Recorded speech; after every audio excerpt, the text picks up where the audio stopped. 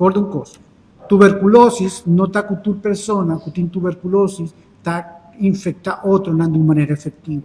El camino está, uno, si estás allá, si una persona está allá, es bacteria, sumes un organismo, está destruido, está queda bom. El de dos está el caso que bacteria lo puede llegar a su pulmón, pero tiene un sistema que está queda dormir en su pulmón. Está queda dormir, no tiene síntomas, la persona puede hacer su vida normal sin ningún tipo de problema. De ahora, cualquier situación de en su salud, él lo puede expresar. No está llamando tuberculosis latente.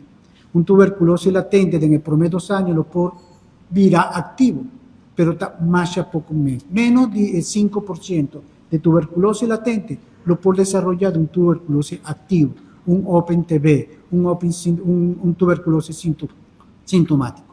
Así está parte de sintomático está queda regardar en ciertas condiciones y poco más. A mí te avisa, para mí, tuberculosis es un mal oportunista. Está aprovechar de condición de salud de una persona para por manifestar su mes. A diferencia de otro tipo de virus respiratorio, por ejemplo, un measles o un COVID o un sarampi, influenza, no importa la condición de persona, pero su síntoma lo va a manifestar. Tuberculosis no está así. Y en situación con una persona está latente, ¿cuánto tiempo lo va a virar positivo un test?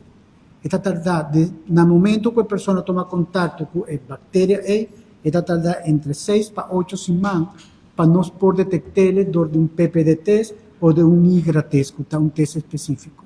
6 para 8 semanas, casi 2 lunas para probar que si en verdad la persona estaba en contacto con tuberculosis. Y vos a lo bon, es bon estar con tuberculosis, está prevenible, tuberculosis está curable bajo tratamiento, está perfectamente una persona, bon, y es parte latente, no tiene tratamiento profiláctico, puede por donar y la persona está queda bon sin ningún riesgo de contaminación.